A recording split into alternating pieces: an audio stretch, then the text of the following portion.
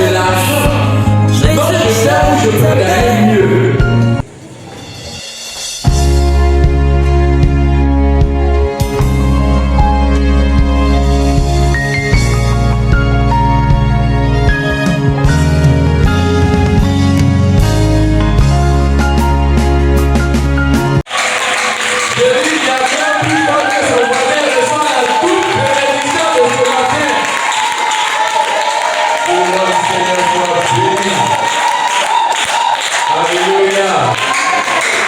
Alléluia. Est-ce que tu es béni ce matin? Est-ce que tu es béni par la présence de Dieu? Voilà, nous voulons aussi bénir le Seigneur pour la vie des dirigeants que le Seigneur a utilisé pour nous conduire dans un moment spécial. Et nous prions que le Seigneur continue à utiliser plusieurs parmi vous pour que les dons soient manifestes. Car c'est aussi cela l'Église. L'Église ne repose pas sur un pasteur, mais l'Église c'est tout le monde. Et en chacun de nous, Dieu a mis un dépôt. Et ce dépôt-là doit être valorisé pour bénir les autres. Alléluia. Voilà, donc je serai honoré que demain, pourquoi pas que ce soit un moment, que ce soit une jeune fille qui soit ici aussi et qui soit utilisée par le Seigneur. Alléluia. Si tu te disposes, que tu te consacres, tu te mets à part, Dieu peut aussi t'utiliser. Alléluia. Donc restons focalisés sur le Saint-Esprit et attendons-nous à ce que Dieu nous utilise selon sa volonté. Tu peux te rasseoir dans la présence de Dieu. Je vous salue, frères et sœurs. Soyez la bienvenue donc à notre troisième dimanche du mois d'août. Le mois d'août est encore un mois spécial où nous prenons le soin d'enseigner sur un thème important qui est la loyauté. Ce matin, nous allons poursuivre donc notre enseignement. Et je veux encourager chacun à se disposer, car Dieu veut parler au cœur. Tu vas donc mettre la main sur ton cœur et tu vas répondre cette prière. Tu vas dire ce matin, Saint-Esprit, je suis à ton écoute. Que la parole qui sera prêchée pénètre dans mon âme. Donne-moi la compréhension de ta parole et rends-moi capable de la pratiquer afin d'expérimenter la bénédiction qui est rattachée à cette parole. Je suis à ton écoute. Parle-moi maintenant. Je suis à ton écoute. Saint-Esprit, parle-moi ce matin. Au nom de Jésus. Amen. Depuis 3 dimanches, nous enseignons sur le thème suivant: comprendre le principe de la loyauté. Amen. Comprendre le principe de la loyauté. Le Seigneur a voulu que nous enseignions sur ce thème parce qu'il veut bâtir des ambassadeurs loyaux et fidèles. À cause du programme qu'il a pour cette église, pour Daloa, pour la Côte d'Ivoire et pour l'Afrique. Alléluia. Donc Dieu recherche des hommes fidèles, des femmes fidèles, qui seront dignes de confiance. Quelles que soient les propositions indécentes, qui ne trahiront pas leur maître, qui ne trahiront pas leur pasteur, qui ne trahiront pas leur patron, qui ne trahiront pas les chefs.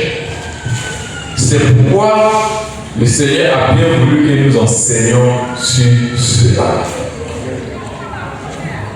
Dans le monde d'aujourd'hui, il est très difficile de faire confiance. Dans le passé, nos arrière-parents, nos grands-parents se faisaient facilement confiance. C'est grâce à la confiance qu'ils ont donné des terres à des étrangers pour dire bon, il faut travailler. Où tu peux arriver là, il faut faire. Le jour, mes enfants auront besoin, je vais venir. C'est la confiance.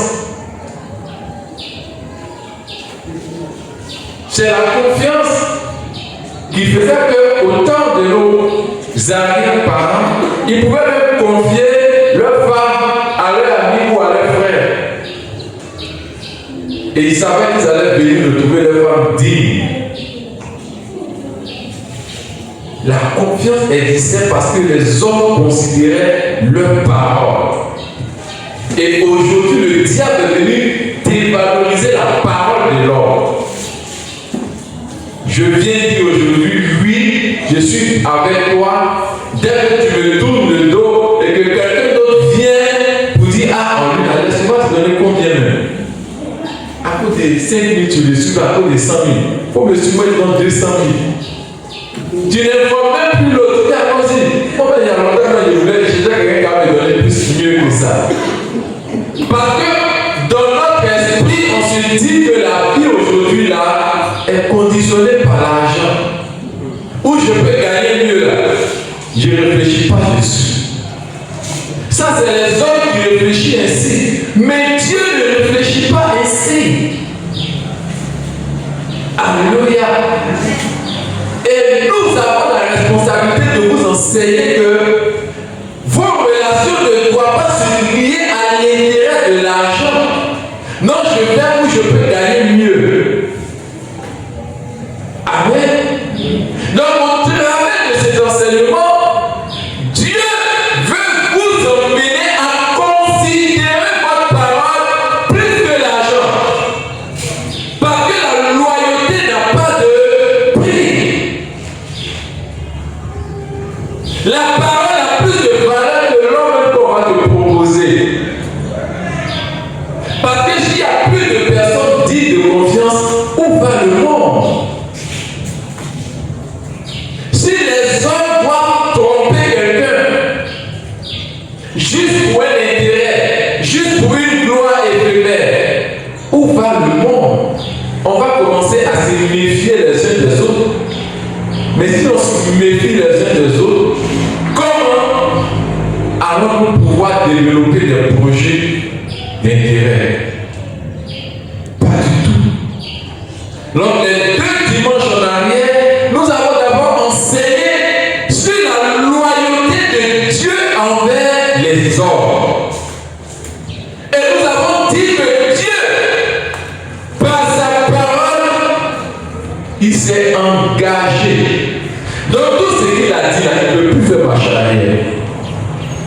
Et Dieu a dit dans sa parole beaucoup de choses qui te concernent et qui me concernent. Donc quel que soit le comportement que toi tu vas avoir, Dieu ne peut pas changer, il ne peut pas modifier ce qu'il a dit qui te concerne. La seule personne qui peut annuler la bénédiction de Dieu, c'est toi-même, par ton comportement. Mais ce n'est pas Dieu. Ensuite, nous avons enseigné le dimanche passé sur la loyauté maintenant de l'homme envers Dieu. Si Dieu dit, ok, toi je t'ai créé, mais la parole que j'ai prise, j'ai décidé de te protéger. J'ai décidé de vous fournir à tous tes besoins. J'ai décidé de te faire du bien. Même quand tu vas mal te comporter envers moi, ce que j'ai dit là, ça reste ta vie. Et Dieu l'a fait pour toi, par amour pour toi. Toi, en retour, vas-tu trahir donc ce Dieu qui a été bon envers toi? Non. Nous devons aussi démontrer que nous pouvons être fidèles envers Dieu. C'est pourquoi le dimanche dernier, nous avons enseigné sur l'importance de la loyauté de l'homme envers Dieu. Et nous avons cité quelques points importants de la loyauté. Comment l'homme doit démontrer sa loyauté envers Dieu. Qui se rappelle de ce que nous avons dit?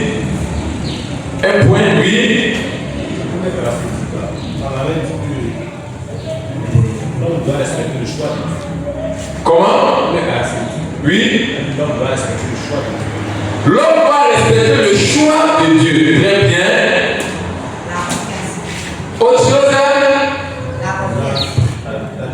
Oui, la confiance, oui, c'est ça, oui, comment? Oui. La deuxième caractéristique, c'est comme quel que soit le pouvoir, quel que soit les problèmes. Croire en Dieu, quel que soit les problèmes.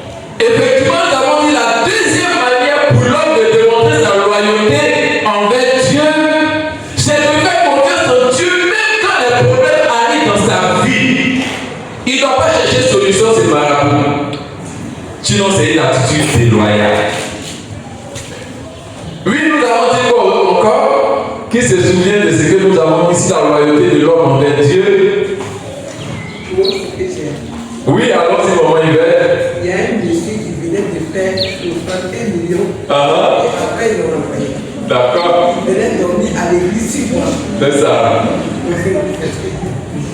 Ok, donc elle est venue du témoignage. Alors qu'il était là, tout le temps, sa famille traînait dans la rue, mais Dieu l'a élevé. C'est ça. Ok, que Dieu te bénisse. Donc ça, c'est le témoignage qu'on a donné dans la soirée sur la déloyauté. Nous, ce que nous avons dit aussi ici, la loyauté de l'homme envers Dieu, c'est qu'un homme qui doit démontrer sa loyauté, il apporte son offrande et sa dîme à Dieu. Tu ne peux pas dire que tu es loyal envers Dieu et puis tu ne vas pas donner l'argent que Dieu t'a confié. Parce que l'argent que tu gagnes, c'est Dieu qui t'a confié ça, c'est pas pour toi. Donc, pour démontrer que tu es fidèle envers Dieu, quand Dieu te permet de gagner de l'argent en semaine, tu mets à part quelque chose pour Dieu. Le pasteur n'a même pas besoin de te dire ça. Personne n'a besoin de te dire parce que l'homme est conscient de Dieu. Et l'autre attitude de loyauté, ça sera la dernière que nous avons citée. Nous avons dit quoi? L'homme va faire acte de présence devant Dieu. Parce que celui qui a cru en Jésus est adopté par Dieu. Donc Dieu devient son Père. Peux-tu accepter en tant que Père que ton enfant qui dort dans ta maison va faire une semaine sans chercher à te voir? Mais pourquoi nous qui sommes enfants de Dieu pouvons passer 2 jours, 3 jours, 4 jours sans rentrer en contact avec Dieu? C'est le même comportement. Et nous avons dit que pour entrer en contact avec Dieu, soit nous pouvons méditer la parole de Dieu, soit nous pouvons écouter une prédication, soit nous pouvons prier. Nous pouvons même adorer. Tout ça, ce sont les moyens de nous signaler devant notre Père céleste. C'est aussi une attitude de loyauté. Quelqu'un t'attend, tu ne viens pas. Il va trouver que toi, tu n'es pas fidèle. On a rendez-vous tous les jours. Tu dois venir, je t'attends du matin au soir. Tu ne viens pas aujourd'hui. Bon, peut-être qu'il y a eu un empêchement.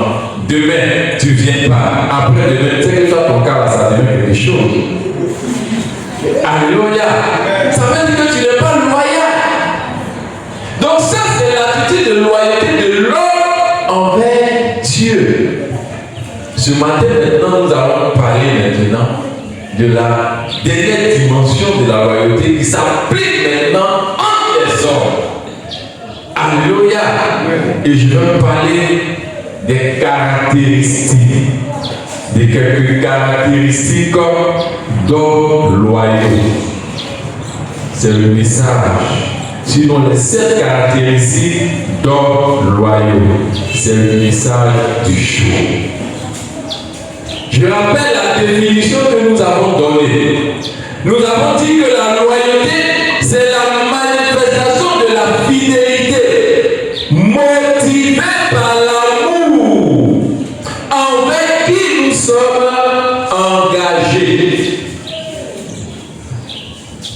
La loyauté, c'est la manifestation de la fidélité par l'amour envers quelqu'un avec qui nous sommes engagés dans une relation.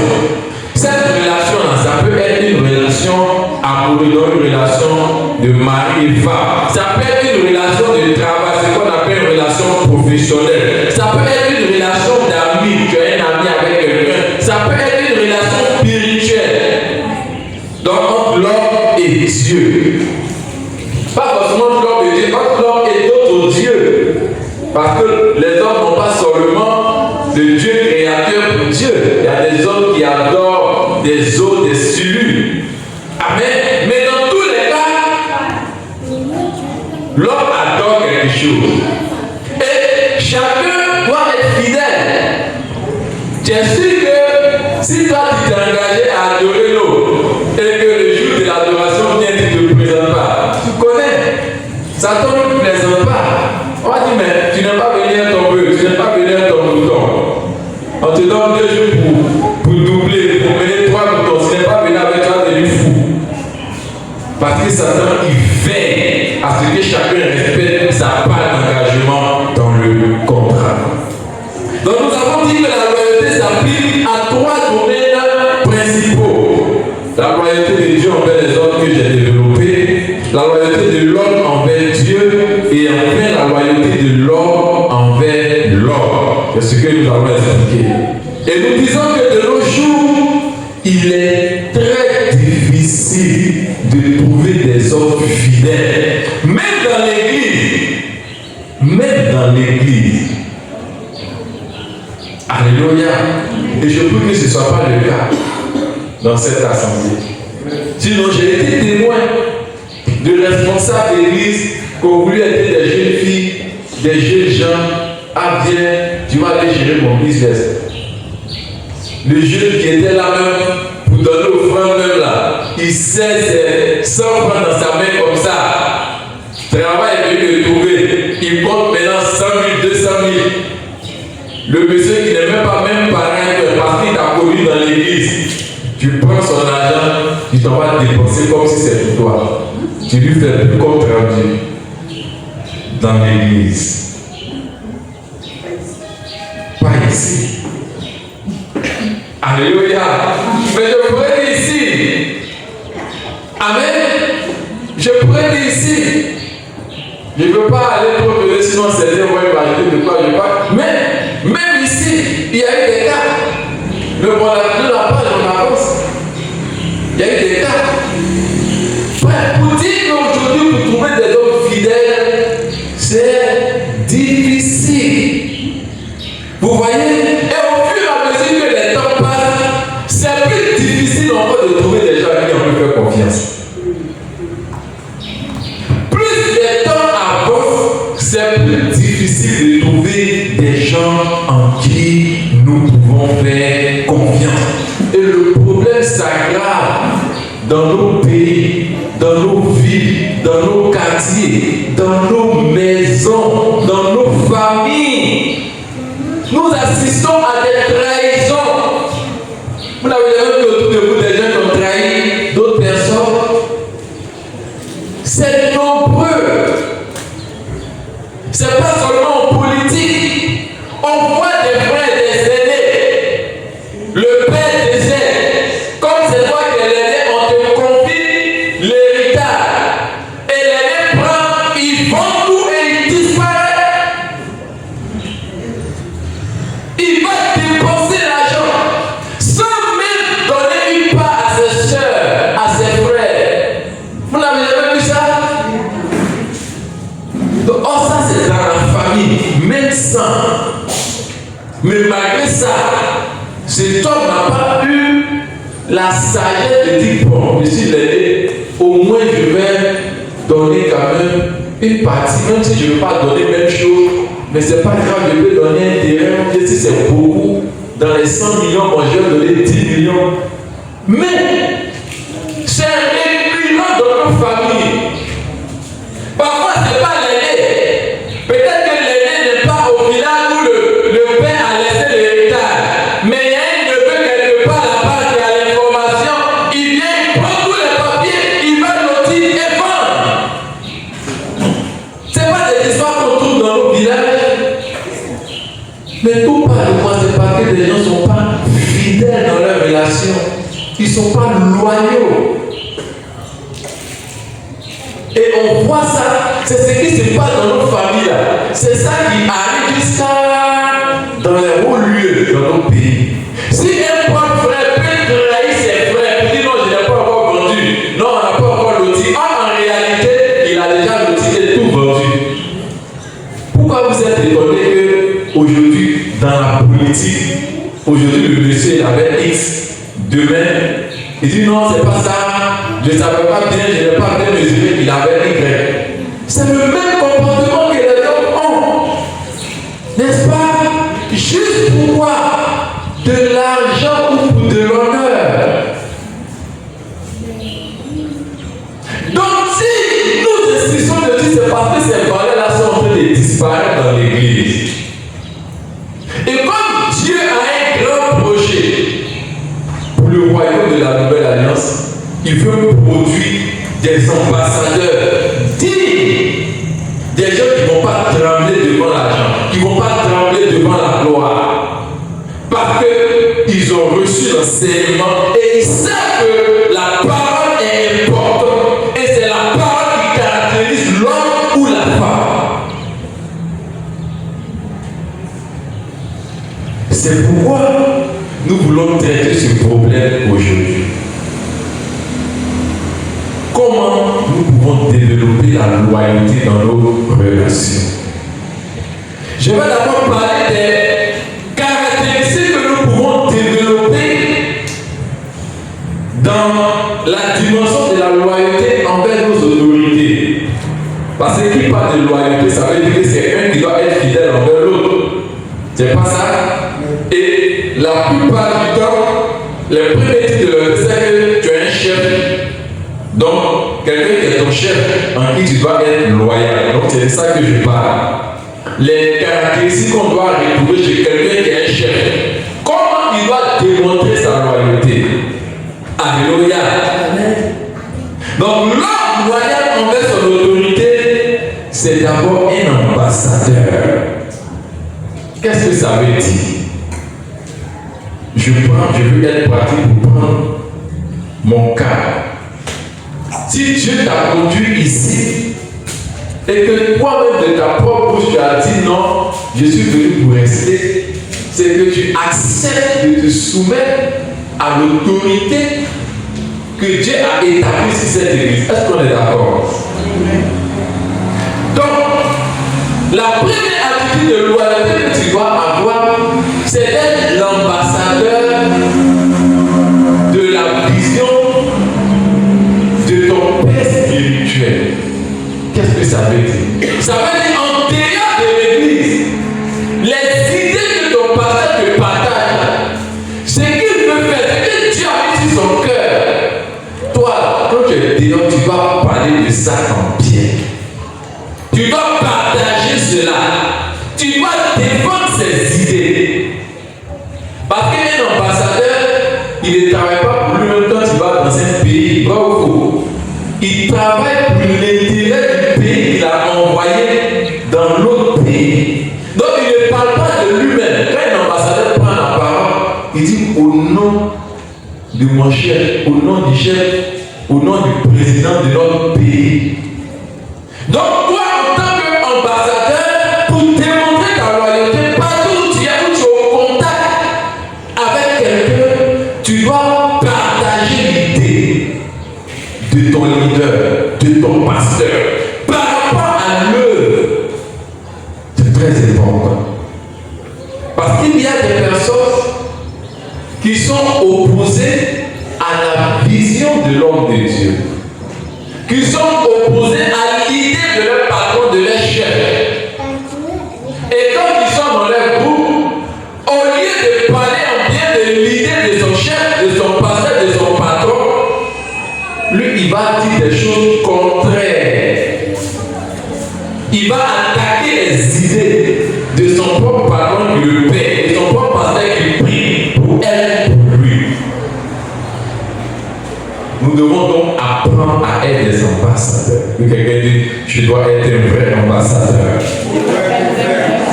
Et un ambassadeur, c'est quelqu'un qui est soumis aux ordres de son autorité, qui obéit. Les ambassadeurs, ce n'est pas parce qu'ils sont toujours d'accord. Non, tu peux avoir ton idée à toi. Amen.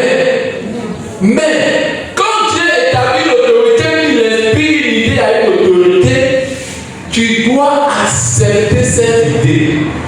Tu as le droit de dire, ah, pasteur, patron, mon cher, l'idée que tu as dit là, personnellement, je ne suis pas trop d'accord avec. Moi, je ne pense pas comme ça. Mais quand c'est ce que tu as décidé, j'accepte de t'accompagner dedans. C'est l'autorité qui va juger bon, ah ok, bon.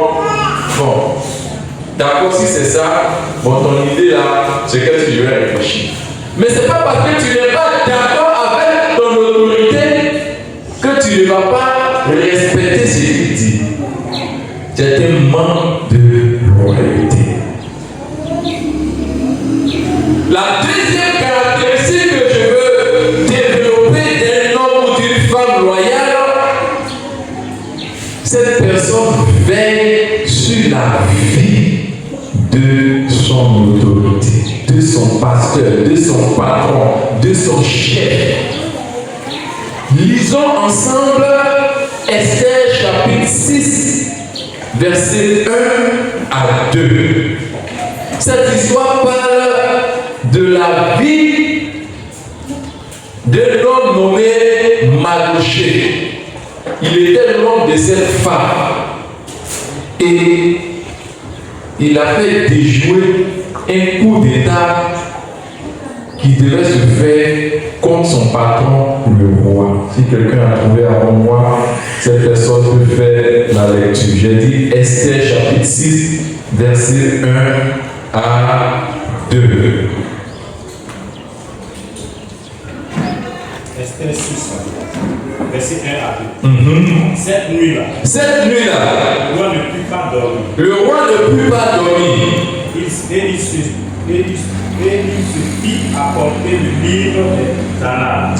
se fit apporter le livre des annales. Des chroniques. On les lut. Devant le roi. Verset 2. Et l'on trouva écrit ce que Mardochée avait révélé au sujet de Bita. Et de Teresh. Les deux eunuques du roi. Garde du seuil. Qui avait voulu porter la main sur le roi Ahasuérus. Donc Mardochée, j'ai expliqué un peu une partie de son histoire. Il était vigile. Donc lui, il était devant. C'est lui qui ouvrait la porte pour que les gens rentrent pour saluer le roi. Et un jour, les eunuques là, ce sont, vous voyez, pour ceux qui regardent, il y a un sport japonais où il y a les gens, ils attachent des trucs comme Kojo, comme ça, ils sont beaux comme ça. Voilà. Donc les eunuques, ce sont les hommes qui sont castrés. Donc eux là, ils voient pas nous, ça leur dit rien, parce qu'on les a castrés. Donc eux c'est comme ça. Si tu veux être eunuque, on te casse. Parce que eux, ils avaient accès à toutes les femmes du roi. Mais comme ils sont plus garçons, donc le roi il a su que rien ne peut se passer. Amen. Donc il y avait deux de ces eunuques. Donc ils étaient dans le palais. Ces deux-là, c'est eux qui voulaient faire un coup contre le roi. Amen. Et c'est là que Mardochée le vigile a fait déjouer ce coup. Ce coup dont il s'agit, c'est un coup d'État en fait. Il voulait tuer le roi. Mais Mardochée le vigile, en tant qu'homme fidèle au roi, il pouvait là se joindre à eux pour dire Dieu le roi prendre sa place. On va se partager. Mais Mardochée s'est opposé. en donnant vite l'information. Et finalement, ces 2 eunuques ont été arrêtés. Pour dire que Mardochée a veillé sur la vie du roi. Donc, en tant qu'ambassadeur, en tant que personne dans une relation avec une autorité, un patron, un pasteur, tu as aussi la responsabilité de veiller sur ton autorité. Ton autorité ne peut pas tout voir. Ne pensez pas que Dieu montre tout au pasteur ou le patron peut tout savoir. Mais toi, le jeune employé, toi, le notaire du chef, peu importe, tu peux voir un danger. Mais ta responsabilité est de tout faire pour que ce danger n'atteigne pas ton autorité. Or, nous voyons aujourd'hui, il y a des gens qui sont avec le chef, mais toutes les prières là, le monsieur Nakamurilo, on va commencer à signer, on va signer les papiers, parce qu'il voit que le monsieur là, il a beaucoup d'affaires. Les prières même, la va tomber malade, paralysé. Donc, dès qu'il y a un danger qui le guette, même quand il voit le danger, il ne prévient pas le chef. Parce que la prière de ces personnes, c'est de voir le chef tomber. Amen. En tant que chrétien et ambassadeur, ce sont des choses que nous ne devons pas développer. Nous devons plutôt être de ces gens-là qui veillent sur la vie. Veiller sur la vie, ce n'est pas simplement la mort physique, mais tu peux passer dans un couloir et ils sont en train de critiquer ton pasteur. Toi aussi, tu dois te jouer dans eux pour mettre piment dedans. Mais il y a des gens qui le font. Ils viennent le dimanche dans l'église, mais en semaine, ils sont avec ceux qui critiquent le pasteur ou sa femme ou des responsables de l'église. Donc, veiller sur la vie de l'autorité, c'est aussi interpeller ces personnes qui se mettent quelque part pour critiquer négativement l'homme de Dieu, le patron, le chef. Alléluia. En tant que chrétiens, nous ne devons pas être trouvés dans ces choses. La troisième caractéristique que je veux citer, c'est que nous devons toujours trouver de vraies excuses pour justifier le chef ou l'autorité. Quand nous sommes dans une relation, de parler des caractéristiques de loyauté, lorsque vous êtes dans une relation où vous avez une autorité qui est établie sur vous. Peut-être que vous appartenez à un bureau, il y a un président, ou bien vous êtes dans une entreprise où il y a un directeur. C'est comment être loyal, je suis en train de vous expliquer. Et j'ai dit que vous devez être d'abord un ambassadeur. Donc parlez en bien de votre chef. Parlez en bien de ses idées, valorisez ses idées. Et deuxièmement, j'ai dit que vous devez veiller sur sa vie. Veillez sur sa vie, c'est-à-dire veillez sur sa vie physique, veillez sur les mauvaises langues qui vont parler de lui. Et troisièmement, j'ai dit qu'il faut trouver toujours de vraies excuses pour les défauts de votre autorité, de votre pasteur, de votre chef, de votre patron. Les pasteurs, les présidents, les chefs, ce sont des hommes, ils ont aussi des défauts. Amen. Il n'y a aucun homme sur la terre qui soit parfait. Alléluia. Donc tout le monde fait des erreurs.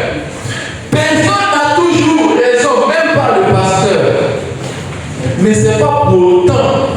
Si vous êtes sous l'autorité d'un pasteur, d'un patron, d'un chef, que vous, parce qu'on découvre ces erreurs, vous allez vous joindre à des personnes pour pouvoir aggraver cela. L'esprit de loyauté doit vous emmener à ouvrir les fautes de vos leaders, à trouver de bonnes excuses. Pour dire oui, il a fait ça, mais c'est un homme dont on peut agir ainsi.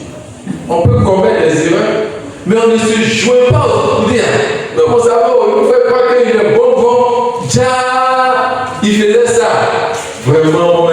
découragé. Le pasteur là, normalement, il est dans son église, il va se décourager. Vous voyez, ça ne doit pas exister dans l'église. Parce que quand tu as connu cet homme de Dieu, est-ce qu'il était comme ça? Mais c'est humain. Donc s'il arrive, il commet une erreur, toi qui l'as connu quand il était bon, c'est toi qui vas le défendre. Mais tu ne dois pas t'associer aux sorciers pour dire non. Non, vraiment, l'homme de Dieu là, il m'a déçu. C'est là que ça voit que c'est un enfant, c'est ton enfant. Je ne sais pas pourquoi c'est venu dans l'église de l'enfant là. Alléluia! Est-ce que je parle à quelqu'un? On est tous des hommes. Et tout homme peut commettre des erreurs. Mais toi qui as choisi de te soumettre à l'autorité d'un pasteur, d'un chef, d'un président d'association, tu dois cacher ces erreurs. C'est ça aussi l'esprit de la loyauté.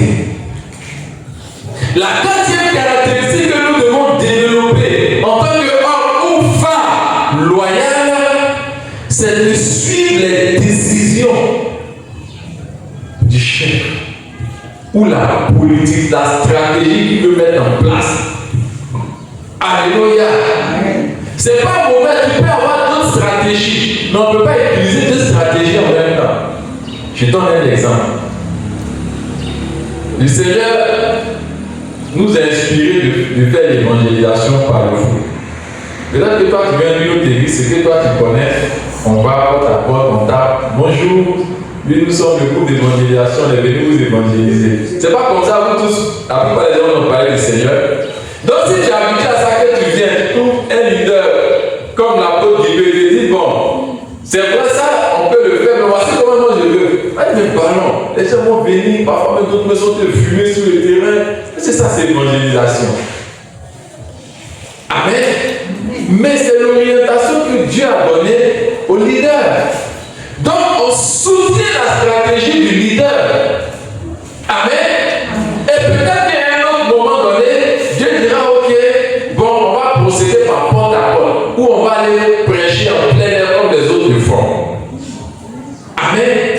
Mais pendant que l'homme de Dieu mobilise ici, on dit que tous on va évangéliser, c'est toi qui dis non, toi tu as ta stratégie, tu prends ton bar et puis tu t'en vas prêcher en plein air. Le même jour où il y a match.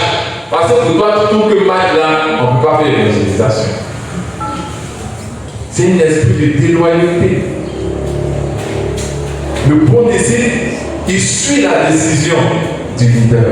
Ce n'est pas la meilleure, mais c'est la décision du moment que Dieu veut. Après, l'idée que tu as, Dieu pourra convaincre l'homme de Dieu ou ton patron d'appliquer. Est-ce que je parle à quelqu'un? Amen. Je veux maintenant partager les trois dernières caractéristiques, sinon les deux dernières caractéristiques, mais ces caractéristiques de loyauté maintenant qui doivent exister entre des amis, entre des familles. Un homme ou une femme loyale envers son ami doit honorer son amitié en manifestant la bienveillance envers la progéniture de son ami. Je vais répéter. Tout à l'heure, je vais lire un texte que vous allez comprendre. Quand tu es en amitié avec quelqu'un, ou tu as des liens de famille avec quelqu'un, pour démontrer ta loyauté, cette amitié-là, tu dois l'honorer en faisant du bien. Non seulement à ton ami, mais s'il peut faire du bien aussi aux enfants de cet ami décédé. C'est un principe biblique de la loyauté. Lisons ensemble le premier texte, c'est 1 Chroniques 19, verset 2. Et le deuxième texte, moi-même je vais le lire, c'est 2 Samuel, c'est un peu long, 9, verset 1 à 11. 1 Chroniques 19, verset 2. Une personne l'a trouvé, je vais faire la lecture pour qu'on soit vraiment dans le temps. 1 Chroniques chapitre 19, verset 2. 1 Chroniques chapitre 19, verset 2. David se dit. David dit. Je vais témoigner la bonté au jeune roi. Je vais témoigner la bonté au jeune roi. Car son père m'en a témoigné. Pour répondre. Car son père m'en a témoigné. Regardez ce que David dit. Il dit, je vais démontrer ma bonté en ce jeune roi, car son père m'en a témoigné. David lui envoya donc des messagers pour lui présenter ses condoléances à l'occasion de la mort de son père. Lorsque les hauts fonctionnaires de David arrivaient au pays de Amouni, auprès de Amouni, c'est le nom. Auprès de Anoun, pour lui présenter ses condoléances. Amen. Dans ce premier texte, il y avait un roi qui était ami à David. Mais ce roi, c'était son ennemi, mais ils étaient amis quand même. Donc ce roi avait fait un jeu de bien à David. David n'a pas pu lui démontrer sa reconnaissance et ce roi est mort. Son enfant a pris le trône. Et donc pendant les funérailles, David, à cause de ses liens d'amitié avec son ami décédé, décide d'honorer son fils. Je vais bien vous montrer ça encore dans le deuxième texte. 2 Samuel 9, versets 1 à 11. Je vais lire. David dit, restez encore quelqu'un de la maison de Saül, pour que je lui fasse du bien à cause de Jonathan. Il y avait un serviteur de la maison de Saül nommé Siba, que l'on fit venir auprès de David. Le roi lui dit, es-tu Siba? Et il répondit, ton serviteur. Le roi dit, n'y a-t-il plus personne de la maison de Saül pour que j'eût envers lui de la bonté de Dieu? Et Siba répondit au roi, il y a encore un fils de Jonathan perclus des pieds. Verset 4, le roi lui dit, où est-il? Et Siba répondit au roi, il est dans la maison de Maki, fils d'Amiel à Lo-Débar. Le roi David envoya chercher dans la maison de Maki, fils d'Amiel à Lo-Débar. Verset 6, et Mephibosheth, fils de Jonathan, fils de Saül, vint auprès de David, tomba sur sa face et se prosterna.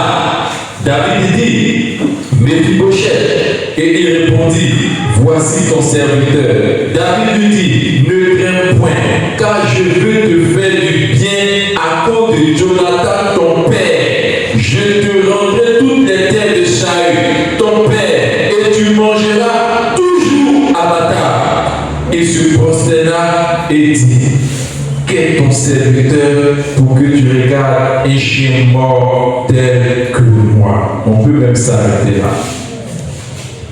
Dans ce texte,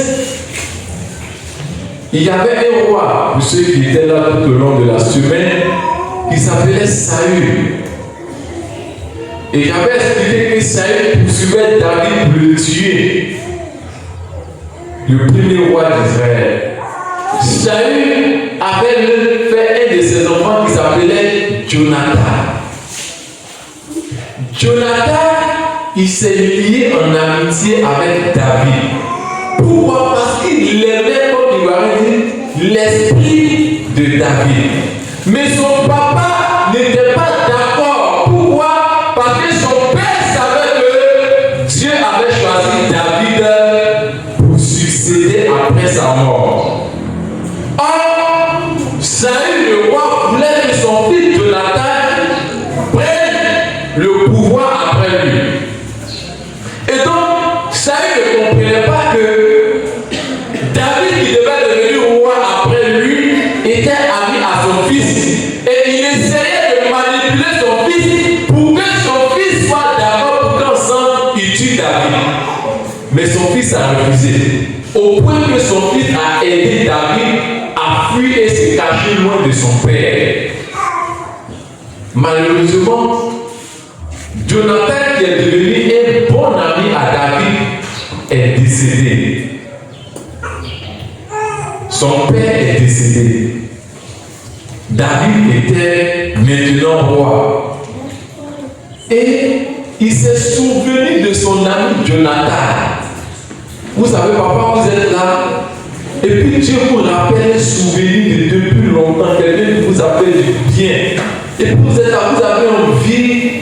Mais peut-être que cette personne est décédée. Vous cherchez à savoir où est-ce qu'il n'a pas des enfants quelque part pour que je puisse au moins témoigner de ce que le papa a fait pour moi.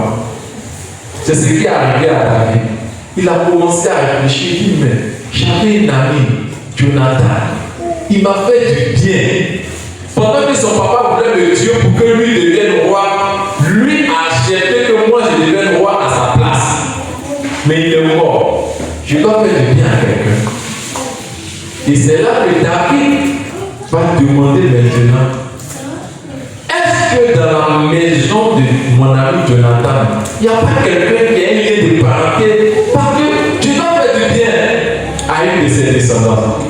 C'est ainsi qu'on lui dit que Jonathan a eu un enfant. Mais malheureusement, cet enfant-là, il était perdu. Il savait qu'il était paralysé. Ses deux pieds étaient cassés. Mais cet enfant, comme il connaissait l'histoire de son grand-père a cherché coûte que coûte à tuer le roi David. Donc il s'est dit, comme David a le pouvoir, il va chercher à tuer tous les enfants du grand-père pour ne pas qu'un jour quelqu'un vienne revendiquer le fauteuil du roi. C'est ainsi que cet enfant de Jonathan qui s'appelait Mephibosheth, il est allé se cacher loin, où même on ne peut même pas savoir. Et David envoie des gens le chercher. Donc il tremblait, puisqu'il était le dernier, le seul rescapé de sa famille. Et les gens le tuaient. Le nom de son grand-père n'allait plus exister sur la terre. Donc il préférait se cacher pour vivre que de venir réclamer le trône. D'ailleurs même, ces deux pieds sont cassés. Donc toi-même tu peux pas être roi. Alléluia. Et on emmène Mephibosheth. Mephibosheth s'attendait à ce que David lui fasse du mal. David lui dit non, je ne t'ai pas fait venir pour te faire du mal. Mais ton papa là, il était mon ami. Ce qu'il a fait pour moi là, je n'ai pas pu lui exprimer ma reconnaissance. Donc comme c'est toi le seul enfant qui reste, toutes les terres de ton grand-père, je te donne tout. Moi j'ai trop de richesses, je n'ai pas besoin de terres de ton. Son papa était roi. Est-ce que tu connais l'héritage du roi? C'est pas petit héritage. Il dit, les terres de ton grand-père, je vais tout te donner. Et mieux, à partir d'aujourd'hui, tu seras traité comme un roi. Donc tu vas manger avec moi à la même table. Alléluia. Mais qu'est-ce qui a poussé David à le faire? C'est la loyauté, la fidélité de son amitié avec Jonathan. Ce matin, Dieu te courage. Connais-tu une personne avec qui tu étais ami, qui t'a fait du bien aujourd'hui, tu n'as plus cette trace, et tu as la possibilité peut-être de faire du bien à son enfant, mais bon, tu ne le fais pas.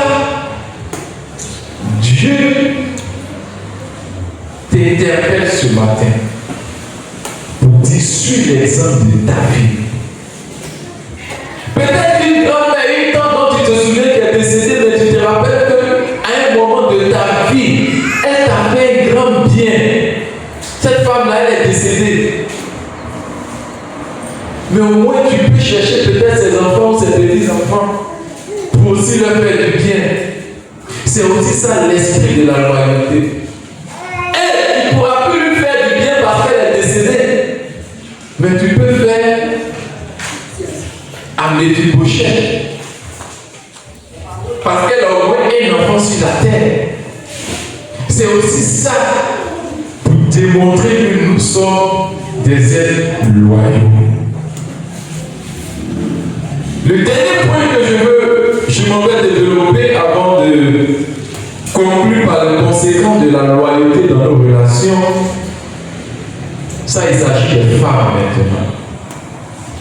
Même veuves, nous devons demeurer engagés auprès de notre belle famille en partageant ses valeurs. J'ai enseigné une fois ici où j'ai pris l'exemple de ce grand pasteur au Congo qu'on critique parce que après 1 an, il s'est marié, les gens ne sont pas d'accord. Mais dans la Bible, là, pour ceux qui lisent la Bible, combien de fois ils ont parlé des vœux? La Bible parle plus des vœux, mais la Bible parle pas trop des vœux. Même quand un homme fait sa femme, on ne met pas trop l'accent là-dessus. Pour dire que ce n'est pas le même traitement. Dieu n'a pas configuré la femme et l'homme de la même manière. Parce que Dieu a plus préparé la femme à supporter l'absence de son mari mort. Mais c'est différent pour l'homme. C'est pourquoi les femmes, dans les cultures générales, même quand elles perdent chez elles dans la maison du mari, c'est pas ça, ou peut-être auprès de sa belle famille. Mais le monsieur, quand il perd sa femme, elle s'en dit d'aller dans la maison de sa belle famille. Non! Mais si la femme doit rester, pourquoi l'homme ne va pas aussi dans la maison de sa belle famille? Là, on va dire, bon, mais faire le veuvage. Lisons ensemble Ruth 1, verset 16. Je vais développer l'idée que je vais faire ressortir. Ruth chapitre 1, verset 16. Si quelqu'un a trouvé, que la personne fasse la lecture.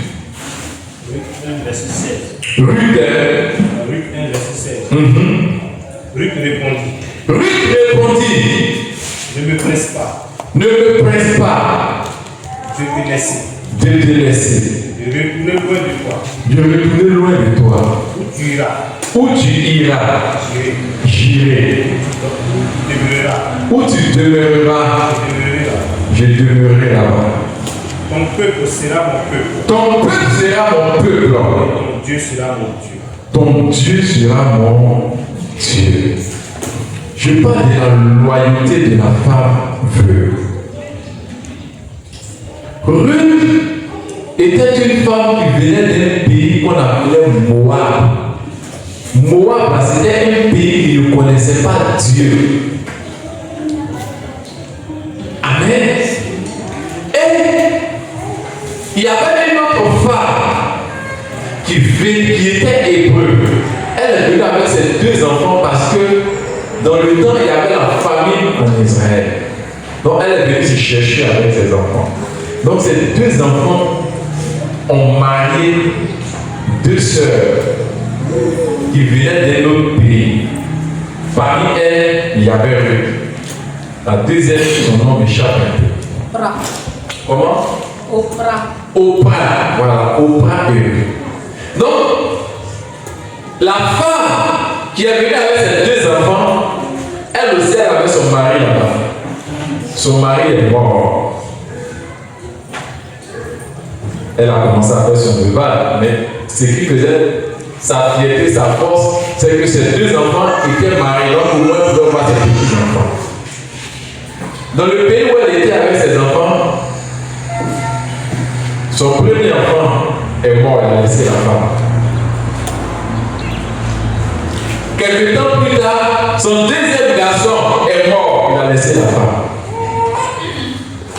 Donc finalement, voilà, qu'est-ce qu'il nous dit maintenant? De voir comment les belles-mères, elles ne savent pas de belles filles encore.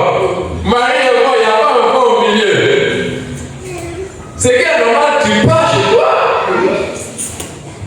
Parce que tu n'as rien laissé pour moi. Donc c'est ce que cette femme a fait. Elle a dit, bon, les jeunes filles, vous êtes encore jeunes. Moi, je décide de ne plus me marier. Donc, moi, je sais que je dois t'appeler mes belles filles encore. Parce que je considère que je ne vous connais pas. Donc, je vous donne la route. Au moins, si avec enfant, bon là, on peut voir. Donc, vous pouvez retourner dans votre pays, aller vous marier. Moi, je vais rentrer dans mon pays aussi. On va se séparer comme ça, ni vu ni connu. Parce que la douleur qui est dans mon cœur, là, c'est trop fort. Et au point, elle n'a même pas réfléchi, elle dit d'abord, maman.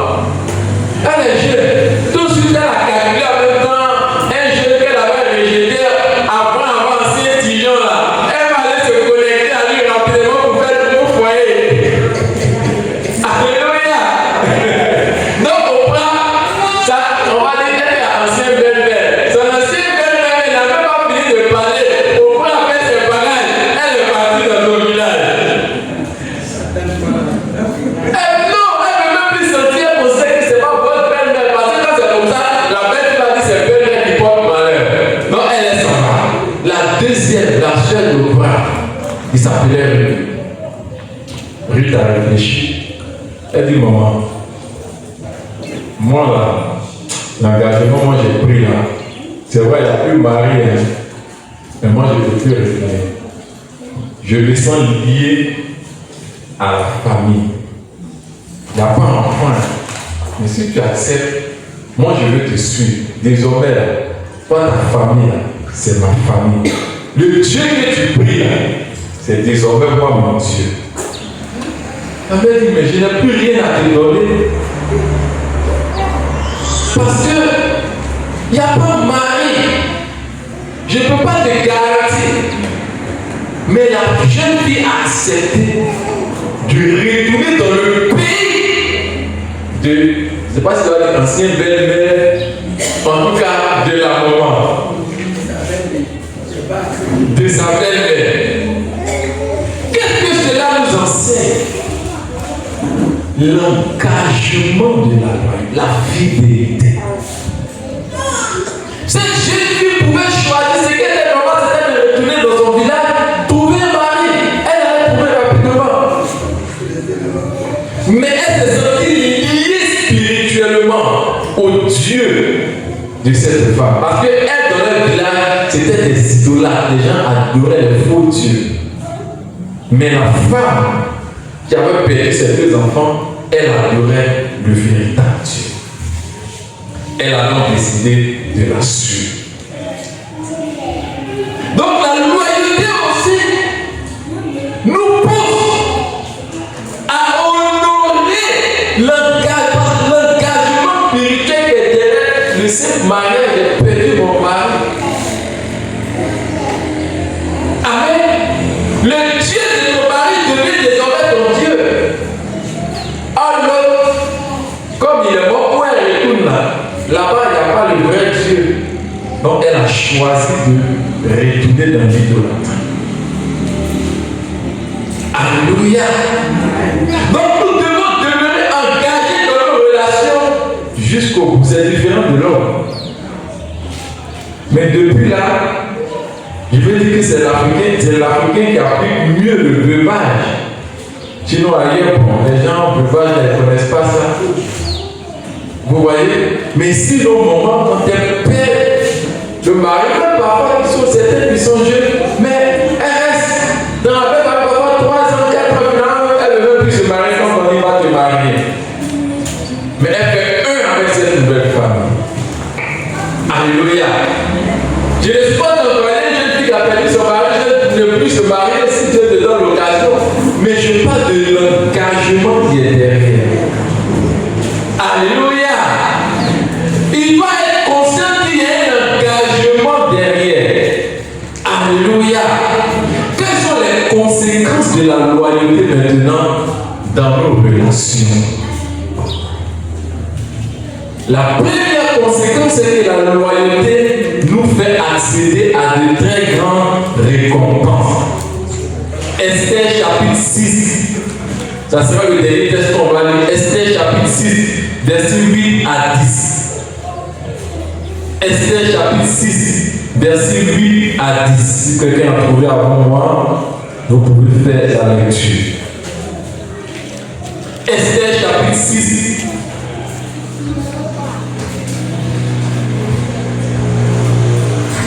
Verset 8 8 à 10. Voici ce qu'il a dit. Il faut prendre le vêtement royal dont le roi se couvre et le cheval que le roi monte, et sur la tête du père se pose une couronne royale. Remettre le vêtement et le cheval à l'un des principaux chefs du roi, puis revêtir l'homme que le roi veut honorer. Le promener à cheval à travers la place de la ville et crier devant lui. C'est ainsi que l'on fait alors que le roi veut honorer. Disons ensemble le verset 11. Et avant dit, le vêtement et le cheval, avant pris, pardon, le vêtement et le cheval, il revêtit Mardochée et le promena. Ce Mardochée qui appelle qu'il n'y a pas eu un coup d'état contre le roi. Il n'a pas été récompensé en même temps. Des années sont passées. Plusieurs années sont passées.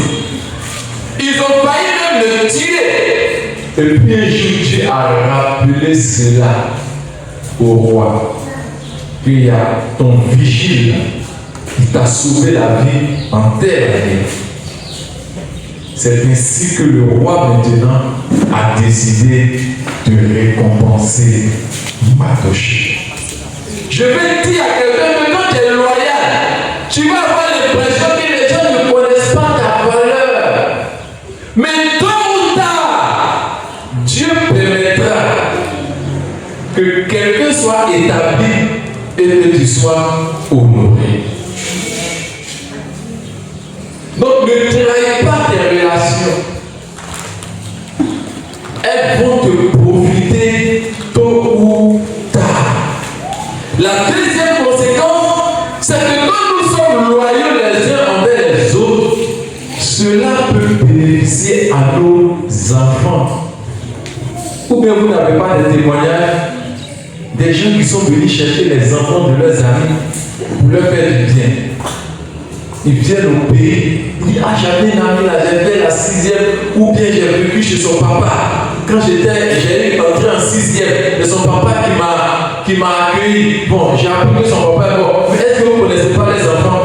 Et puis un matin, il vient, on trouve du tout ses enfants. Ah, ma fille, tu fais quoi? Bon, viens, visa, Canada, États-Unis. Parce qu'il a eu une bonne relation avec ton père ou ta mère. Donc si toi tu bâtis de bonnes relations aujourd'hui, ça peut te profiter et profiter à tes enfants. Mais toi ton dernier témoignage qu'on va retenir, mais pourquoi il a vu une bonne comme ça? Mais qui va rembourser ces crédits-là? Ses enfants ne travaillent pas. Et lui aussi, il a pris trop de crédit. Il n'y a pas malédiction là même qu'il appelle les morts là. Tu penses que si tu rentres 3 mètres sous terre avec ce témoignage, des gens voudront aider tes enfants? Parce que le mauvais témoignage, ça va très vite. Tu as voulu aider Dieu avec papa. On t'a pas dit, hein, à son funérail. Les gens ne sont même pas venus, ils ont envoyé la cotisation pour leur monnaie. Mais il a pris trop de crédit. Il a dit. Ah, il voulait aider sa fille là, on m'a dit qu'elle a 2 pièces. Mais avec ce qu'il t'a dit là, c'est fini comme ça. Et tu payes la conséquence de l'attitude de ton père et de Dieu. Donc il faut qu'à partir de toi, tu construis de bonnes relations. Pour que toi-même ça te profite et que demain quand tu ne seras pas là, cela profite aussi à tes enfants. Et vous connaissez la suite de l'histoire de la jeune fille qui a voulu suivre sa belle-mère. Qui connaît la suite de l'histoire? Je vous envoie à lire. Qui connaît la suite de l'histoire? Oui, qu'est-ce qui s'est passé? Pour la suite, en fait, quand elle a été royale, elle est partie avec sa belle-mère. Donc, dans le pays de sa belle-mère, dans ce pays-là, il y avait un monsieur qui était riche, qui était c'est ça? de la femme. Donc, cette dame-là, comme elle a habité avec un autre monsieur, un jour, ils sont partis travaille dans le champ de monsieur. C'est ça? Le monsieur là-bas. Alléluia. Vous voyez ce qui est arrivé à Ruth? En réalité, Ruth là, elle ne devait même pas retourner dans le pays de sa belle-mère. Pourquoi? Parce que Dieu avait interdit que les étrangers marient et les étrangers se marient au peuple, aux Israéliens. Donc normalement dans la loi de Dieu là, dans le pays de sa belle-mère, Ruth ne devait pas espérer se marier parce que c'était interdit par Dieu lui-même. Mais parce qu'elle a dit que désormais elle fait du Dieu de sa belle-mère son Dieu, et que partout où sa belle-mère ira, elle ira contre tout attend. Ruth a eu un mari, mais pas n'importe quel mari. Ce mari-là, c'était un roi. Il s'appelait Boaz. Vous voyez ce que la fidélité peut créer. Parfois, tu peux te trouver avec un patron, c'est difficile dans l'entreprise. Mais il te dit, ah, toi seulement je compte sur toi. Vraiment, voici ce que je vois dans la vie. Parfois, c'est le champ. Son entreprise peut ne pas marcher. Mais il ne faut pas regarder là où ça marche là pour dire je vais partir. Reste fidèle. Dans cette fidélité, Dieu peut ouvrir des portes. Et demain te voici, ta vie change. Mais si c'est pas tes yeux qui veulent changer de patron parce que là-bas on paye bien la journée, on paye bien le mois, ne fais pas de bons choix. Ruth, où elle partait, elle ne savait pas qu'elle allait avoir mari. Elle était comme j'ai marié l'enfant de la femme qui est mort. Moi, je préfère le Dieu de mon mari mort là que le Dieu de mes ancêtres. Donc, je m'en vais. Et c'est en partant que Dieu surprend lui pour lui donner un mari, mais pas n'importe quel mari, un roi.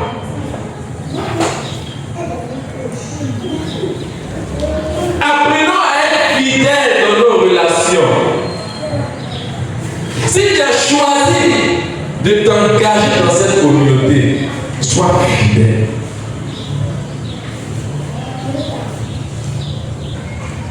Je sais de quoi je parle. Sois fidèle. Je le répète ça depuis quelques dimanches. Sois fidèle. Ne va pas t'asseoir. Et quand tu vas apprendre maintenant, on dit aujourd'hui là, le prophète vient faire son culte. C'est là maintenant tu vas te mettre dans tout ton 31 pour venir aussi. Non, moi ici, je suis ambassadrice. Alléluia. Dieu n'est pas garou. Même si le pasteur est garou, mais Dieu n'est pas garou. Il va faire de sorte que le monsieur même là, il va t'ignorer. Même si tu es assis à côté de lui. Sois fidèle. Peut-être que tu ne vois pas aujourd'hui des gens. Mais qu'est-ce que tu fais dire que c'est dans ce petit peuple que Dieu enverra ton mari? Qu'est-ce que tu fais dire que c'est dans ce petit peuple que Dieu enverra quelqu'un qui va te faire partir en Europe? Sois fidèle. Fidèle à ton engagement. Toi qui as pris l'engagement de lui dire je suis venu pour rester. Sois fidèle. Ne veux pas comme c'est toi qui a donné ta parole et qui a venu la changer. Tu dis tu vas prendre ta maison pour venir tout donner à Dieu. Et puis tu vends, tu viens donner la moitié. Personne ne t'a dit de donner ta parole pour apporter tout ton argent à Dieu. Donc prenons au sérieux notre parole. Je veux encourager un ambassadeur. Que ce ne soit pas seulement à l'église, mais même dans le village. Avant de prendre un engagement, il faut bien réfléchir. Il faut demander à Dieu de te donner la force d'honorer ta parole. Ne sois pas de ces gens aujourd'hui. Quelqu'un vient te voir, ok, bon, j'ai pas de problème, moi j'ai donné 5 000 pour contribuer. Et puis demain, Dieu t'envoie les 5 000. Maintenant, il envoie un autre problème pour voir si tu as respecté. Tu prends les 5 000, tu règles, le monsieur me dit que je ne suis pas là. Ou bien